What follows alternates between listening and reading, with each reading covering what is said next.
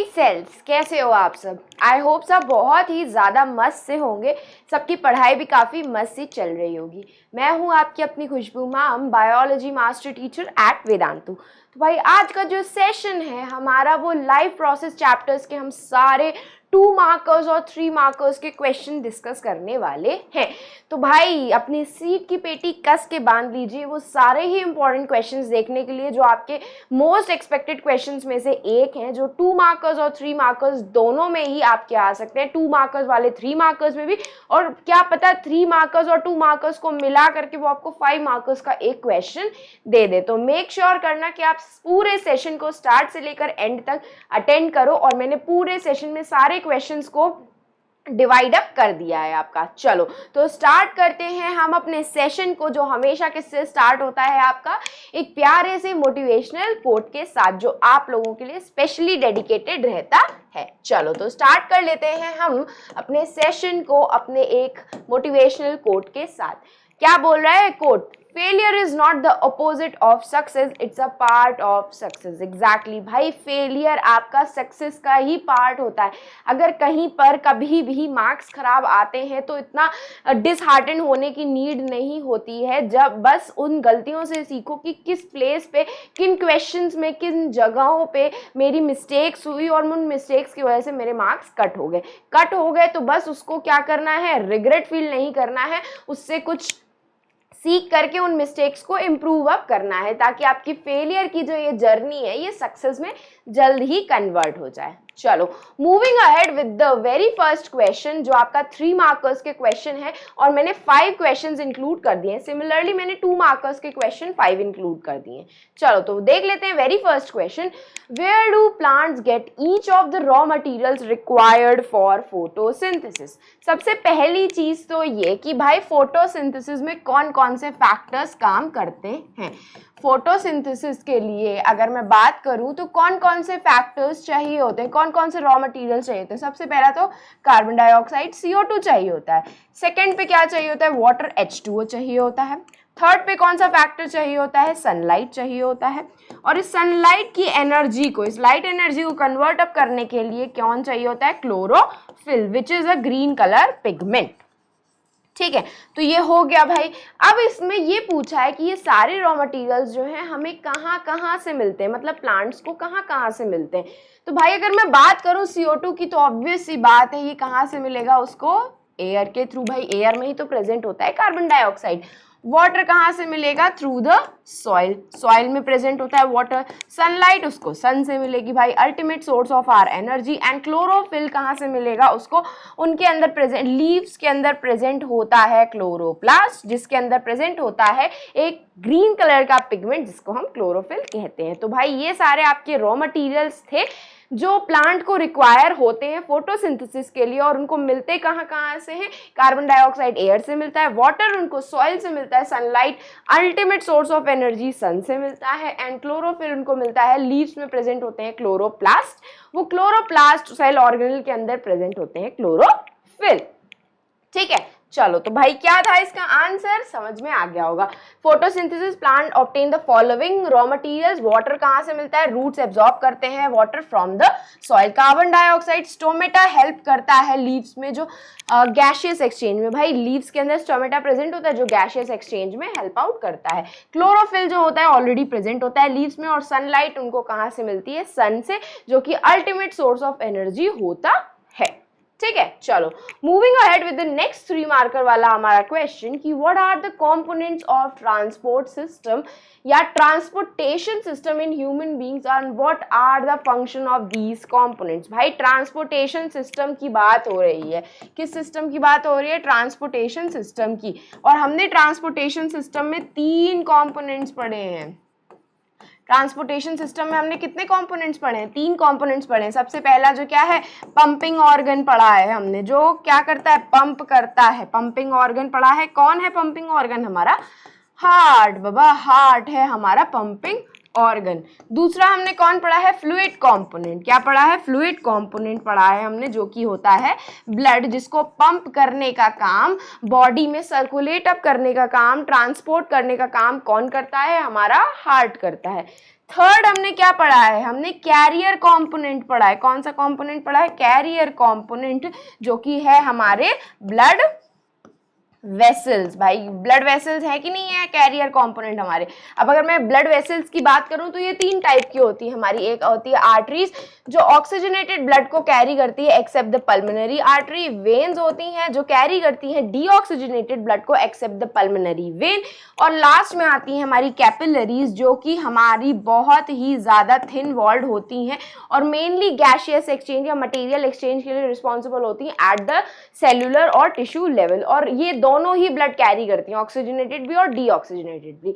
Blood की बात करूं तो ब्लड में फर्दर कंपोनेंट्स होते हैं, प्लाज्मा होता है, WBCs होते हैं आपके, और क्या होता है, RBCs होते हैं, और आपके क्या होते हैं, प्लेटलेट्स होते हैं। भाई ये सबका अपना अपना काम होता है, ठीक है, क्या होता है, सबका अपना अपना काम होता है। WBC प्रोटेक्शन का काम करते हैं, RBCs के पास हीमोग्लोबिन होता है जो कि ट्रांसपोर्टेशन ऑफ ऑक्सीजन और कार्बन डाइऑक्साइड की गैशियस एक्सचेंज का ट्रांसपोर्टेशन करवाने में हेल्प करते हैं। प्लाज्मा के अंदर बहुत सारे प्रोटीन्स, एंजाइम्स, हार्मोन सस्पेंडेड रहते हैं।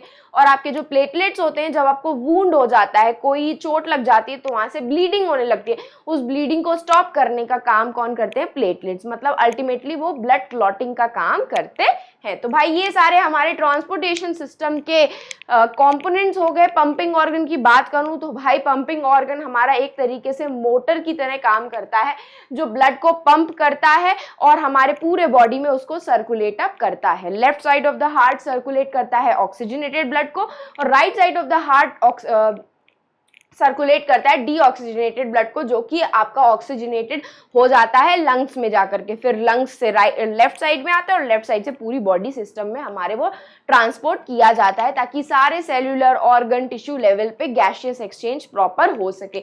जहां जहां पे एनर्जी की रिक्वायरमेंट है वहां वहां पे ऑक्सीजन पहुंच सके और हमारी बॉडी एनर्जी जनरेट कर सके।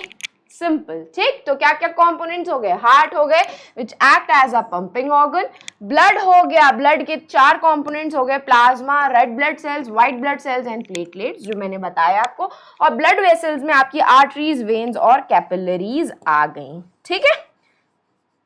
तो भाई ये थे हमारे सारे फॉलोइंग कंपोनेंट्स हमारे ट्रांसपोर्टेशन सिस्टम के। चलो moving ahead with the next question जो कि है 3rd नंबर वाला हमारा क्वेश्चन कि what are the methods used by the plants to get rid of excretory products. भाई कौन कौन से तरीकों से हमारा ये प्लांट जो है प्यारा सा खाने के साथ साथ जो वेस्ट प्रोडक्ट जनरेट अप करता है वो कैसे एक्सचेंज होता है, कैसे होता है। तो सबसे पहले तो भाई लीव्स से ही होता है। लीव्स में क्या प्रेजेंट होते हैं, स्टोमेटा प्रेजेंट होते हैं जो आपके गैशियस एक्सचेंज करते हैं, तो कार्बन डाइऑक्साइड रिलीज करने का काम भी स्टोमेटा करते हैं through by the process of respiration, ठीक है। सेकंड आपका होता है स्टेम।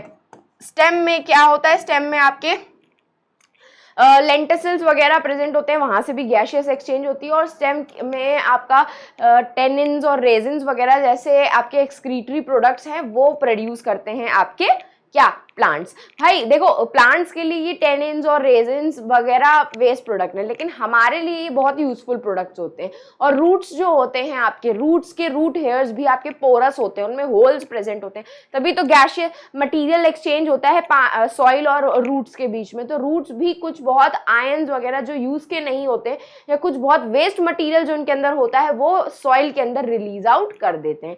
तो ये फॉलोइंग प्रोसेस के थ्रू आपका प्लांट्स जो है अपने एक्सक्रीटरी प्रोडक्ट से गेट रिड होते हैं। तो गैशियस एक्सचेंज जो होता है, गैशियस वेस्ट जो होता है, स्टोमेटा पोर्स से वो CO2 रिलीज आउट कर देते हैं during the process of respiration, और ऑक्सीजन एक्सक्रीट आउट करते हैं during the process of photosynthesis, ठीक है। लिक्विड वेस्ट जो होता है उनका वो भी स्टोमेटा के पोर्स के थ्रू ही एक्सचेंज होता है। और अदर वेस्ट जो होता है जैसे कि लीव्स में स्टोर होता है या स्टेम्स में स्टोर होता है, तो वो जो लीव्स होती है ना वो सड़ करके विल्ट ऑफ होकर के फॉल ऑफ हो जाती है, मतलब सड़ करके विल्टिंग हो जाती है उनकी लीव्स की और वो फॉल ऑफ हो जाती है। तो इन फॉलोइंग वेज से आपके जो प्लांट्स होते हैं अपने एक्सक्रीटरी प्रोडक्ट से गेट रिड होते हैं। साथ साथ में रेजिन्स भी होते हैं जो कि रेजिन्स आपका स्टेम वगैरह में से निकल रहे होते हैं और ये भी एक्सक्रीटरी प्रोडक्ट होते हैं, लेकिन हमारे लिए ये प्रोडक्ट्स बहुत इंपॉर्टेंट होते हैं, ठीक है, चलो now moving ahead with the next question, जो कि है हमारा 4th नंबर वाला क्वेश्चन। अरे बाबा, draw the well labelled diagram of the human digestive system. चलो तो एक बार क्या करते हैं, हम अपना वेल लेबल सा डायग्राम बना लेते हैं अपने ह्यूमन डाइजेस्टिव सिस्टम का। छोटा सा डायग्राम बनाती हूँ, ठीक है।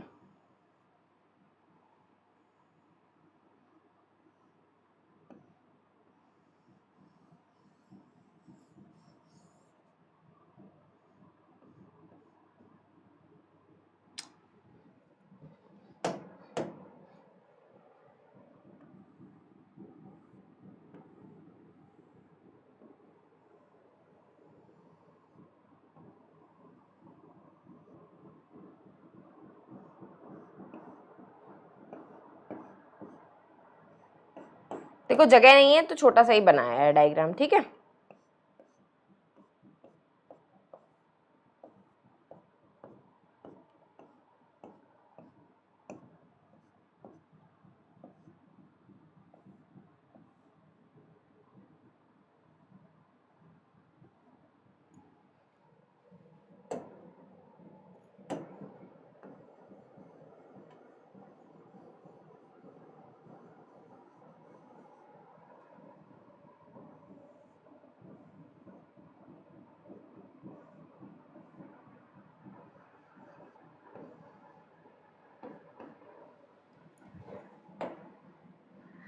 चलो तो देख लेते हैं भाई, ये हो गई हमारी क्या, ईसोफेगस। ठीक है, हमारा डाइजेशन कहाँ से स्टार्ट होता है, माउथ से स्टार्ट होता है, जहां पर आपका जो सलाइवा होता है उसके अंदर एक एंजाइम प्रेजेंट होता है जिसको हम क्या कहते हैं, सलाइवरी अमाइलेज। ये सलाइवरी अमाइलेज फूड के अंदर जो स्टार्च होता है हमारा उसको ब्रेक डाउन करता है माल्टोज और डेक्स्ट्रिन में। तो सबसे पहला स्टेप जो होता है डाइजेशन का वो माउथ से स्टार्ट होता है, जहां पर हमारी जो बकल कैविटी टीथ होते हैं उस फूड को ब्रेक डाउन करते हैं स्मॉल पार्टिकल्स में, और उसको मिक्सअप करने का काम करता है टंग सलाइवा के साथ, और सलाइवा के अंदर सलाइवरी अमाइलेज प्रेजेंट होता है जो कि स्टार्च को ब्रेक डाउन करता है माल्टोज और डेक्स्ट्रिन में। अब हमारा ये जो मिक्स वाला फूड हो गया, बोलस जो हो गया, वो ईसोफेगस के थ्रू एंटर करता है हमारे स्टमक में भाई। ठीक है, ये स्टमक क्या करता है, अब इस वाले जो आपका फूड अंदर एंटर हुआ है, आपका हाफ डाइजेस्टेड फूड जो जिसमें स्टार्च डाइजेस्ट हुआ है, उस डाइजेस्टेड फूड में अब वो प्रोटीन्स का ब्रेक डाउन करता है और 3 टाइप के एंजाइम सिक्रीट करता है। एक तो म्यूकस सिक्रीट करता है, एक एसिड सिक्रीट करता है HCl, और एक सिक्रीट करता है आपका पेप्सिन। ठीक है, तो ये जो HCl होता है आपका एसिड, ये पेप्सिन को एक्टिवेट अप करता है और प्रोटीन का पार्शियल ब्रेक डाउन करता है फिर पेप्सिन, और इस HCl से प्रोटेक्ट करने के लिए हमारे स्टमक को म्यूकस काम करता है। और HCl का ना सिर्फ काम पेप्सिन को एक्टिवेट करना नहीं होता है, साथ साथ में वो बैक्टीरिया या कोई भी माइक्रो ऑर्गेनिज्म गलती से हमारे खाने के अंदर एंटर करके हमारे सिस्टम के अंदर एंटर कर गया है तो उसको भी डिस्ट्रॉय करने का, किल करने का काम करता है ये HCl। ठीक है, स्टमक के बाद अब ये जाता है खाना हमारा कहाँ पे, स्मॉल इंटेस्टाइन में। किस में जाता है, स्मॉल इंटेस्टाइन में, जहां पे भाई अब हमारा जो खाना हो गया था वो एसिडिक हो गया था। क्यों, क्योंकि एसिड रिलीज हुआ था स्टमक में, और उसमें जब स्मॉल इंटेस्टाइन के अंदर खाना एंटर करता है तो पेनक्रियाटिक जूसेस और बाइल जूस, यहाँ पे बाइल डक्ट प्रेजेंट होती है। ये बाइल डक्ट और पेनक्रियाज ये दोनों ही अपने अपने सिक्रीशन रिलीज आउट करते हैं स्मॉल इंटेस्टाइन के अंदर।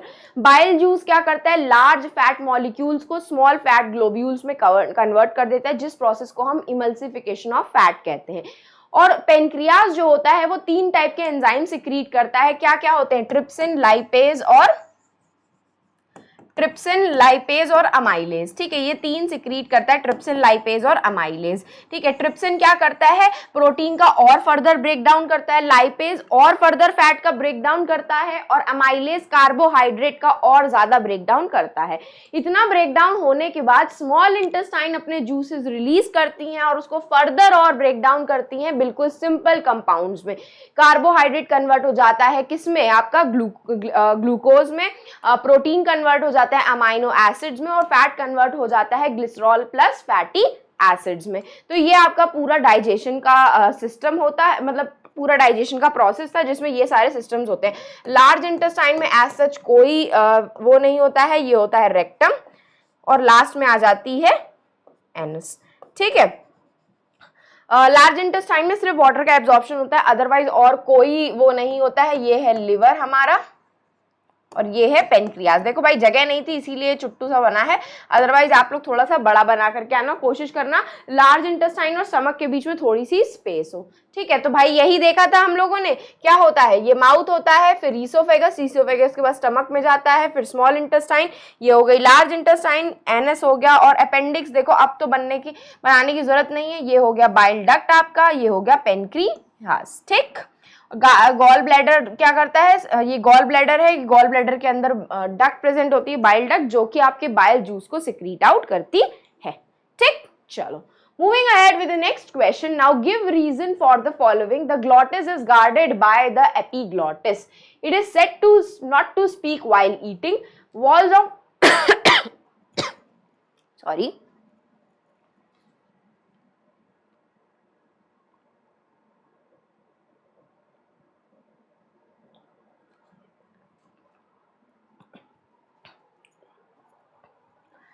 Walls of trachea are supported by cartilage of rings. It is said not to speak while eating. भाई देखो जो ग्लॉटिस होता है आपका कहीं ना कहीं एक तरीके से विंड पाइप जो होता है उसके ऊपर एक फ्लैप प्रेजेंट होता है, कवरिंग प्रेजेंट होती है, सॉरी उसको क्या कहते हैं, फूड, हाँ एपिग्लॉटिस कहते हैं। तो ये क्या होता है ना, एक मिनट रुकना, हाँ थोड़ा सा पानी पी लूं, गले में अजीब सा लग रहा है।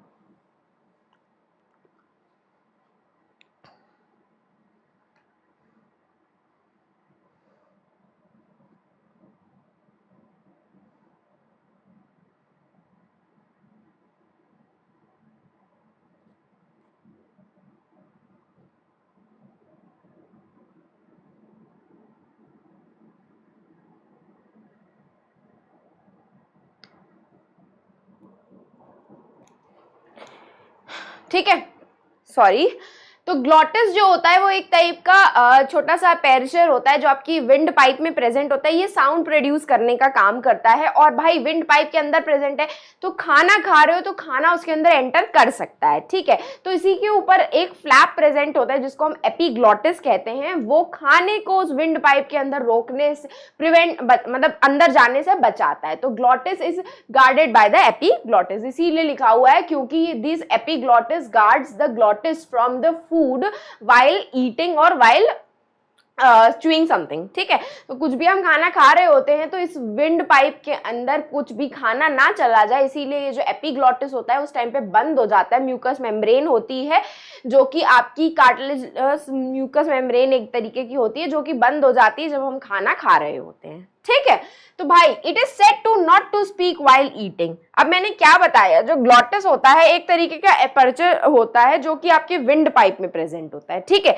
ये इसका काम होता है साउंड प्रोडक्शन का। जो ये ग्लॉटिस होता है ना ये आपका साउंड को प्रोड्यूस करता है, ये जो ग्लॉटिस होता है साउंड को प्रोड्यूस करता है, इट प्रोड्यूसेस साउंड, है ना, साउंड प्रोडक्शन का काम करता है। तो भाई ऑब्वियस सी बात है। अब एक बात बताओ, खाना खा रहे हो, मैंने क्या बोला, खाना खाते हो तो इसको कवर कर देता है आपका एपिग्लॉटिस।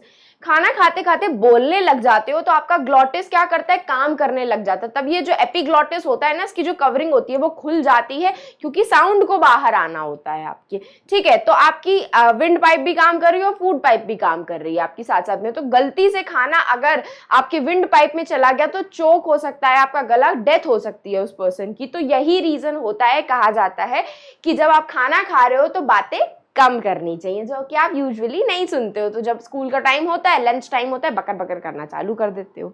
ठीक है, now third one, walls of the trachea are supported by the cartilaginous rings. भाई ये तो हमें सबको पता है कि कार्टिलेजिनस रिंग से सराउंडेड होता है हमारा ट्रेकिया। क्यों सराउंडेड होता है, देखो जब हमने एक्सपिरेशन किया, एक्सपिरेशन का मतलब हमने एक्सेल आउट करी अपनी CO2 को, तो उस टाइम पे एयर बिल्कुल भी खत्म हो जाती है। यहाँ से हमारे जो गले में है ना, एयर की प्रेजेंस नहीं रहती है। तो अगर भाई एयर की प्रेजेंस नहीं रहेगी तो ये ट्रेकिया के अंदर अगर कार्टिलेजेस रिंग्स नहीं प्रेजेंट होंगे तो वो कोलैप्स हो जाएगा, क्या हो जाएगा, चिपक जाएगा, और चिपक के का तो भाई मस्त उधर से खल्लास काम। तो इस कोलैप्सिंग से बचाने के लिए जब हम CO2 को एक्सेल आउट करते हैं, इस कोलैप्सिंग से बचाने के लिए इन ट्रेकिया के अंदर रिंग्स ऑफ कार्टिलेज प्रेजेंट होते हैं जो उसको प्रिवेंट करते हैं कोलैप्स करने से, prevent to from collapsing, prevent from collapsing, ठीक है, कोलैप्सिंग से प्रिवेंट करते हैं, ठीक है। तो भाई यही रीजन था हमारे सारे का। This prevents to entry of food particles into the windpipe while swallowing. It is said not to speak while eating because while eating, flap of the cartilage, जिसको मैंने अभी epiglottis बताया था, covers the windpipe to prevent the food particles to enter the trachea. It supports the trachea and prevents it from collapsing. The presence of tracheal C-shaped tracheal cartilaginous rings helps in the flexible movement of the neck during breathing also. Breathing में भी movement में help करता है और trachea को collapse करने से भी बचाता है। और खाते टाइम हमें इसीलिए बात नहीं करनी चाहिए ताकि विंड पाइप के अंदर हमारे फूड पार्टिकल्स ना चले जाएं, और जो हमारा एपिग्लॉटिस होता है वो ग्लॉटिस को कवर करता है व्हाइल ईटिंग द फूड, तो विंड पाइप को बचाता है, फूड पार्टिकल्स उसमें एंटर ना कर जाए इससे, ठीक है। चलो moving ahead to the 2 markers वाले हमारे क्वेश्चन। अब हम कितने करेंगे, 5 क्वेश्चंस करने वाले हैं डिस्कस अपने 2 मार्कर्स के। तो are you guys ready for that? चलो स्टार्ट करते हैं हम अपने वेरी फर्स्ट क्वेश्चन से कि define excretion, what are the 2 organs in human beings that act as accessory excretory organs. Accessory excretory organs का मतलब होता है कि हमारी जो मेन ऑर्गन है किडनी, उसके अलावा कौन कौन से हमारे बॉडी में ऑर्गन्स प्रेजेंट है जो एक्सक्रीशन का काम परफॉर्म करते हैं।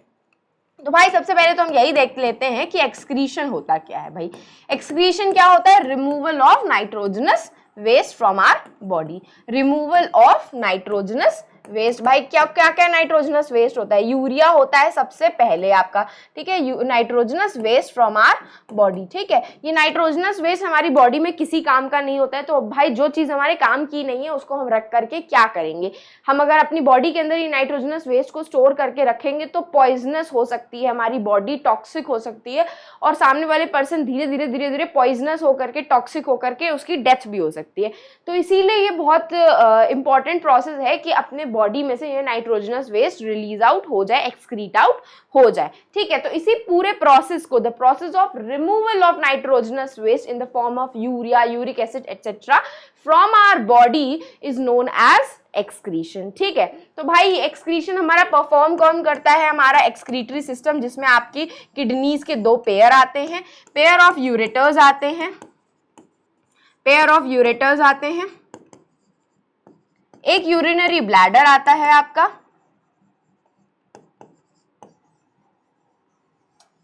और एक आता है आपका यूरेथ्रा, ठीक है। तो भाई ये तो हमारे मेन एक्सक्रीटरी ऑर्गन्स हो गए। अब उसने क्या पूछा है, what are the other accessory excretory organs जो इसके अलावा भी काम करते हैं। तो सबसे पहला एक्सक्रीटरी ऑर्गन हम जो बोल देंगे एक्सेसरी एक्सक्रीटरी ऑर्गन, वो है स्किन।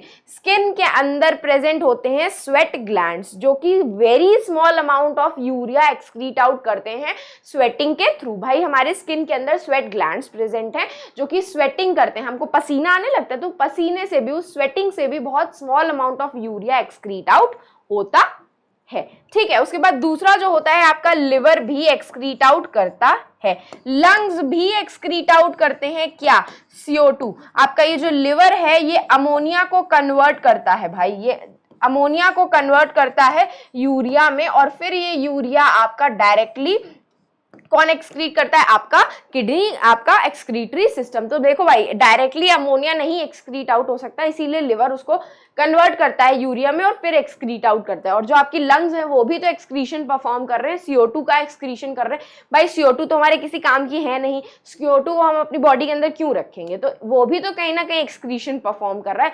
तो ये सारे जो आपके ऑर्गन्स है ना, ये एक्सेसरी एक्सक्रीटरी ऑर्गन्स, और मेन एक्सक्रीटरी ऑर्गन आपका किडनी का पूरा सिस्टम होता है, जिसमें pair of kidneys, pair of ureters, urinary bladder और यूरेथ्रा आता है, ठीक है। Now let me know in the comment box what is the difference between egestion and excretion. Egestion और एक्सक्रीशन के बीच में क्या डिफरेंस है, आप लोगों का होमवर्क का क्वेश्चन है जो आप मुझे कमेंट सेक्शन में जरूर बताइएगा कि क्या होता है, ठीक है।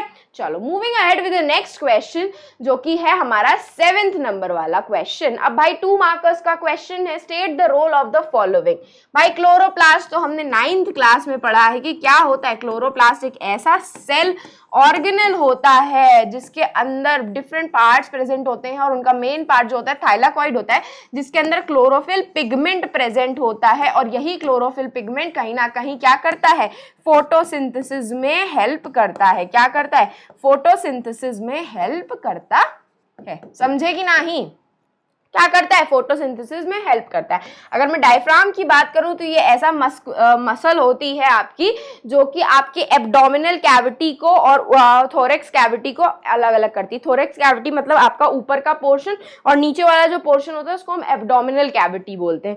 तो आपके एब्डोमेन को, नीचे वाले पार्ट को ऊपर वाले पार्ट से सेपरेट आउट करता है कौन, आपका ये मसल डायफ्राम। और ये आपका कहीं ना कहीं शेप चेंज करता है जब हम रेस्पायर कर रहे होते, ब्रीथ कर रहे होते, रेस्पायर बोल रही, ब्रीथ कर रहे होते, इंस्पिरेशन कर रहे होते, इनहेलेशन कर रहे होते हैं या फिर एक्सहेलेशन कर रहे होते हैं। तो डायफ्राम क्या होता है, एक डोम शेप्ड मसल होती है जो कि सेपरेट करती है आपकी चेस्ट कैविटी को एब्डोमिनल कैविटी से, और ये बहुत इंपॉर्टेंट रोल प्ले करती है ब्रीदिंग के टाइम पे। भाई जब हम इनहेल करते हैं तो ये डोम शेप जो मसल होती है फ्लैटेंड हो जाती है, हमारे रिब्स बाहर आ जाते हैं और लंग्स की कैपेसिटी इंक्रीज हो जाती है। और जैसे ही हम एक्सहेल आउट करते हैं ये डोम शेप जो मसल होता है अपनी ओरिजिनल शेप में आ जाता है और लंग्स की कैविटी डिक्रीज अप हो जाती है। ठीक है, आया समझ में।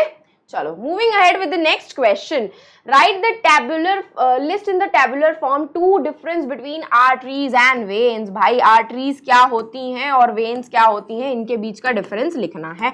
बहुत इजी है ना मैम, क्या है मैम, लप्पू सा क्वेश्चन है ना।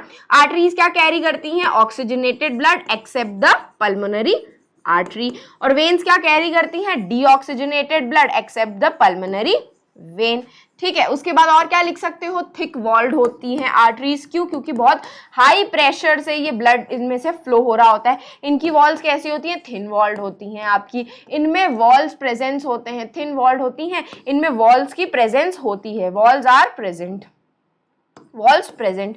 ठीक है, जबकि आपकी आर्टरीज में वॉल्स नहीं प्रेजेंट होती, नो वॉल्स। ठीक है, नो वॉल्स, कोई भी वॉल्स नहीं प्रेजेंट होती। ठीक है, तो भाई यही बेसिक सा डिफरेंस है आपको जो अपनी आर्टरीज और वेन्स के लिए आपको लिखना है।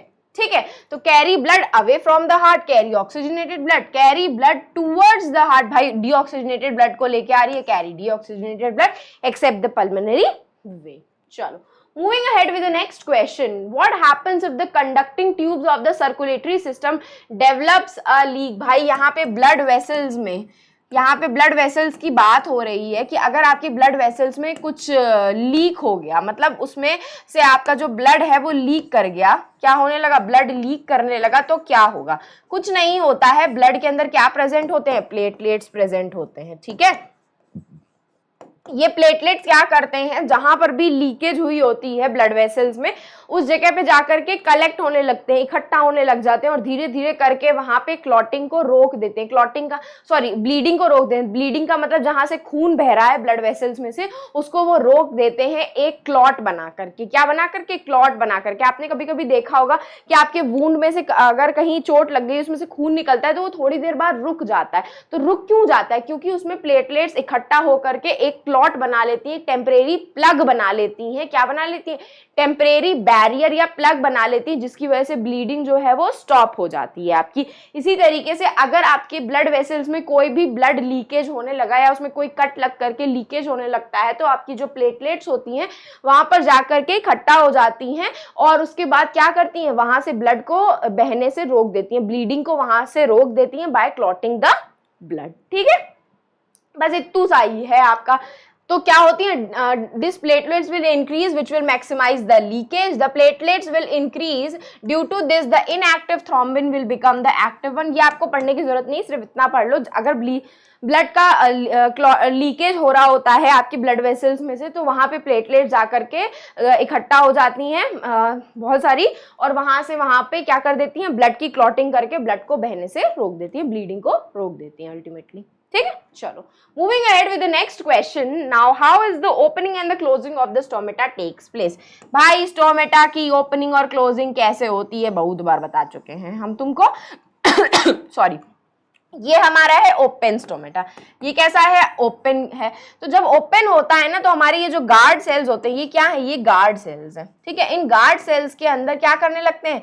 वाटर एंटर करने लगता है by the process of osmosis. इसके अंदर H2O की मूवमेंट हो जाती है, movement of H2O inside the guard cells. और जैसे जैसे मूवमेंट होती है गार्ड सेल्स के अंदर पानी की, ये जो स्टोमेटा होते हैं ये फूल करके मुटल्ले हो जाते हैं और ओपन अप हो जाते हैं, ठीक है। सिमिलरली जब इनको क्लोज करना होता है, इनको क्लोज करना होता है तो क्या होता है इनके अंदर, ठीक है। इनके अंदर ये जो पानी प्रेजेंट होता है, इसके अंदर जो पानी प्रेजेंट होता है वो बाहर निकलने लग जाता है।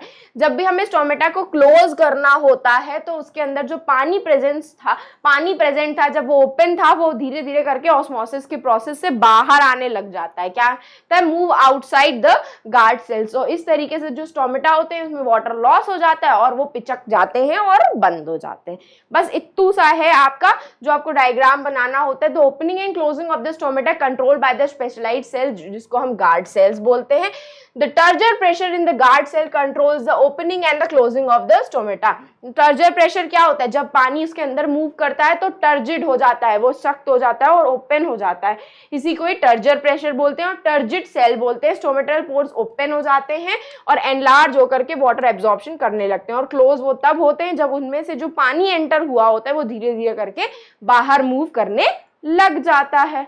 सिंपल। आया समझ में कि नहीं? तो आई होप सबको पूरा सेशन पसंद आया होगा। सेशन अच्छा लगा हो तो लाइक कर देना और चैनल को सब्सक्राइब करना तो बिल्कुल भी मत भूलना, ताकि आपको ऐसे ही सारे amazing content time to time मिलते रहें। एंड मेक श्योर करना कि आप अपने सारे फेवरेट मास्टर टीचर्स के अपने अपने शॉर्ट्स के चैनल को भी सब्सक्राइब कर लो, जिसमें वो विद इन 60 सेकेंड्स के अंदर आपका सारा एकेडमिक कंटेंट रिवाइज करवाने वाले हैं। और ये है मेरा शॉर्ट का चैनल जिसमें Vedantu 9th and 10th biology, जिसमें मैं बायोलॉजी रिलेटेड आपके सारे कंटेंट्स को विद इन 60 सेकेंड्स में कंप्लीट करवा सकती हूँ और करवा रही हूँ। तो मेक श्योर कि आप इन सारे चैनल्स को क्या कर दो? सब्सक्राइब कर दो। और अगर आपको कोई भी नोटिफिकेशंस वगैरह हमारे सेशंस की चाहिए, अपडेट्स चाहिए, या पीडीएफ रिक्वायरमेंट होती है फॉर द कंटेंट और रिवीजन और फॉर द नोट्स मेकिंग, तो आप हमको टेलीग्राम चैनल पे ज्वाइन कर सकते हो, जिसका लिंक जो है आपके डिस्क्रिप्शन बॉक्स में अवेलेबल है। और ये है मेरा इंस्टाग्राम का अकाउंट। तो अगर आपको मुझे फॉलो आउट करना है तो आप मुझे यहाँ पे खुशबू-भाटिया पे फॉलो कर सकते हो, जहाँ पे मैं आपको biology related tips and tricks भी दे सकती हूँ और आपको गाइडेंस चाहिए तो वो भी आपको वहां से मिल सकती है। तो मेक श्योर करना कि आप सेशन को लाइक कर दो और चैनल को सब्सक्राइब कर दो। चलो तो फिर मिलेंगे चलते चलते। Bye bye and take care.